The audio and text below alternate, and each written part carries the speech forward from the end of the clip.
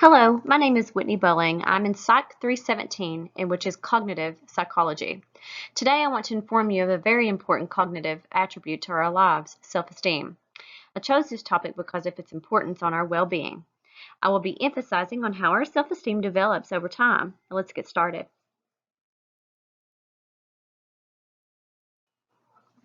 As a toddler, you wouldn't think that self-esteem is very important, but it is. We actually learn at a very young age about self-esteem and don't even realize it. The first time you were potty trained, you actually felt shame or pride if you were good or not good at it, and how much praise your mother and father gave you. Something as simple as potty training can lay down the ground rules of self-esteem.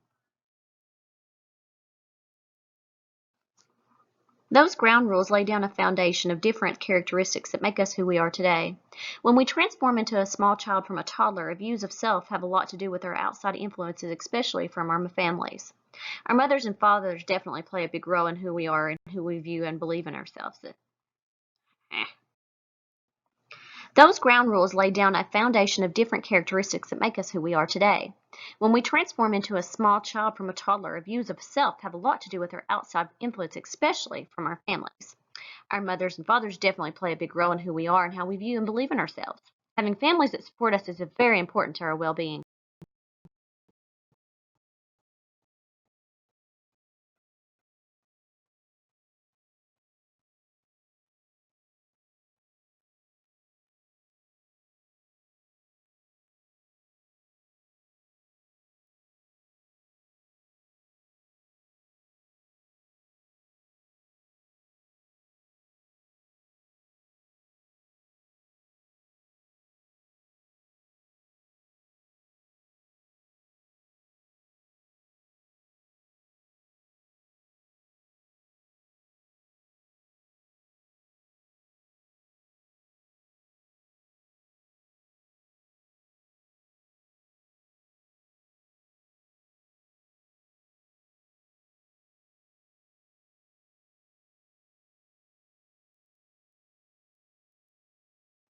As a child, our joy and happiness comes from our home life. We look to our parents and siblings for nurture and love. Without good parental guidance and supportive siblings, it can have detrimental impact on who we are in a negative way. Think of your family and how important they were to you growing up as a child. Their support and guidance mold us into the adults we are today.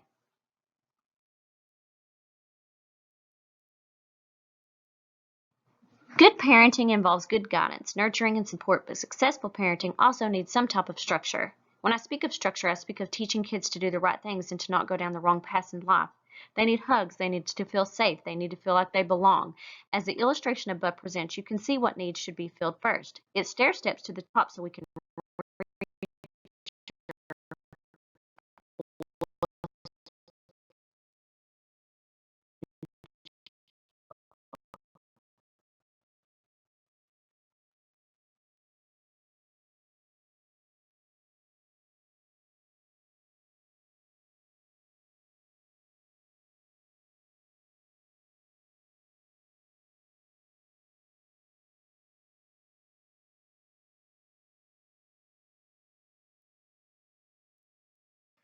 Successful parenting cannot be too structured and strict, though. This can lead to the child thinking they may not be good enough. Those feelings can cause a child to be anxious and in severe cases could cause a child to go into a state of depression. Parents also need to be are encouraging and uplifting daily to their children. This is very important in a child's self-esteem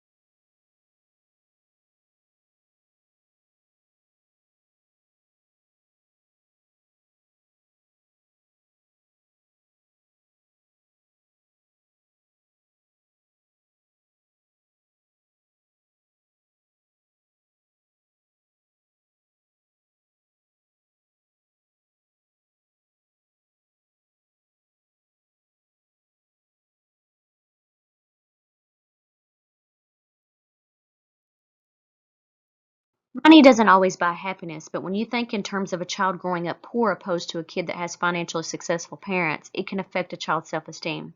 Sad to say that money can have such an impact on children, but it does. Our kids feel pressured these days, and it can be detrimental to their self-esteem in long terms.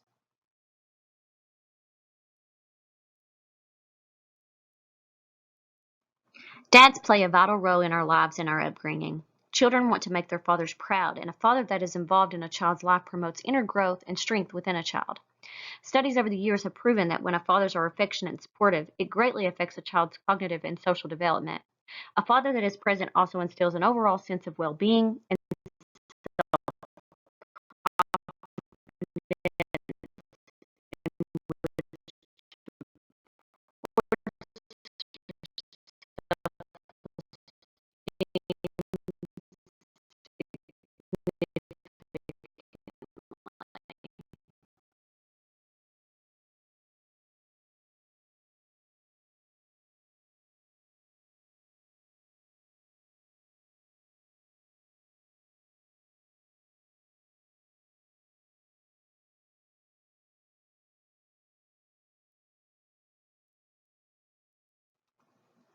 girls and boys growing up can be different when it comes to their self-esteem. Girls tend to be more emotional, and boys show less emotion but tend to show more physical aggression. These differences are also very important to understand when it comes to the development of self-esteem within young girls and boys.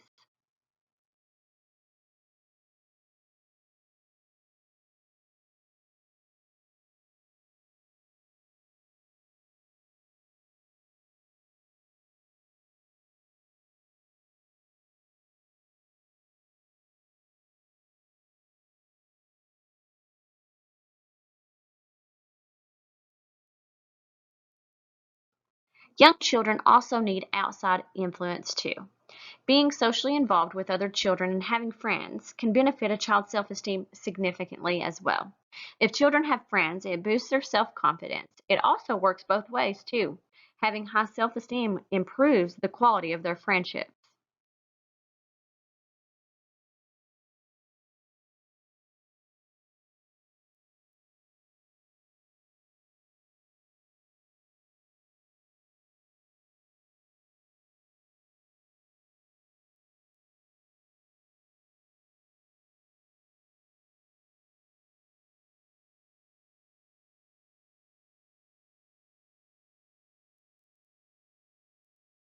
I'm sure you've heard the term of bullying. Bullying happens every day and is on the rise. If a child has more self-confidence and higher self-esteem, he or she has a better chance at preventing bullying in their lives. A child that is more confident within themselves will more than likely stand up for themselves and not stand for any bullying in their lives. Good grades is a good thing, right? It has been statistically proven that a child that is successful in their studies have higher self-esteem than a child that does not. A child that applies themselves academically are more confident as well. These two characteristics go hand in hand as well. Being confident can also help to have higher grades. As young children, boys actually tend to have higher self-esteem than girls do. Young girls worry more generally than boys. They become more emotional. They worry about their appearance and their physical characteristics more than boys, and which can lead to having negative impact on their self-esteem.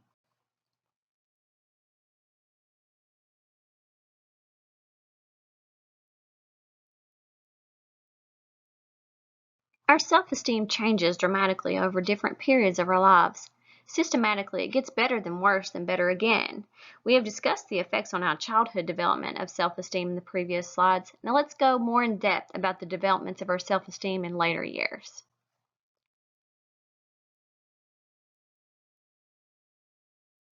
During the age gap of 11 years old to 15 years old, our self-esteem tends to stabilize. You would think during the beginning of our teenage years that it would have a very negative impact on our self-esteem, but studies have shown otherwise. Self-esteem actually seems to hold steady until our mid-adolescence.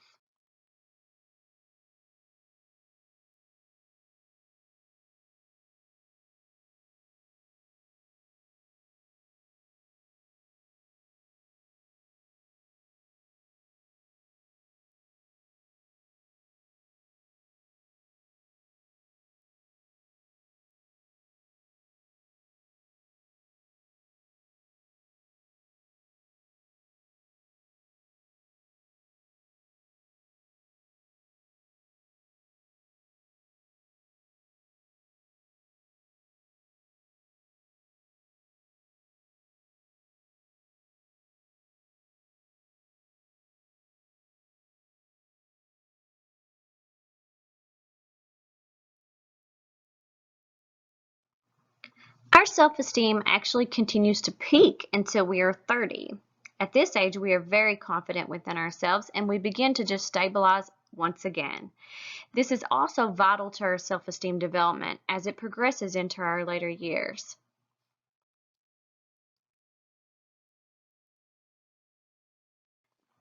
After we remain stable and more slowly progress until we are 60, there is a big age gap from 30 to 60.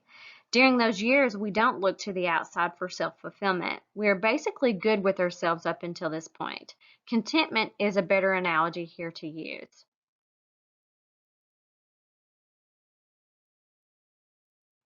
Between 60 and 70, we get another boost in our self-confidence and it peaks once again.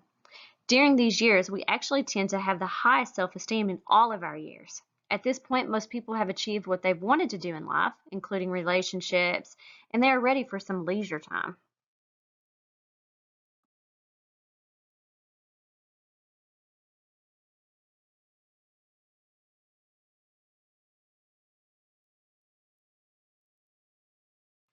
After 70, our self-esteem starts to decline gradually, and if living around 90, it drops significantly. This mostly has to do with our health. As you know, as we get older, our health tends to depreciate. We are not the young, healthy adults that we once were, and this can cause a hit on our self-esteem too.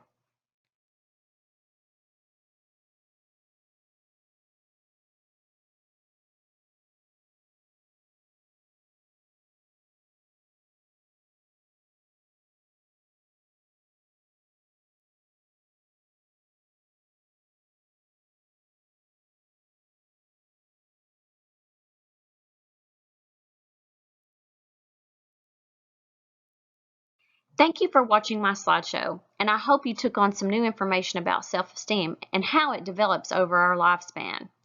As you can see, many factors during our lifespan play a significant role in who we are and in our self-esteem. Self-esteem and self-confidence determine you.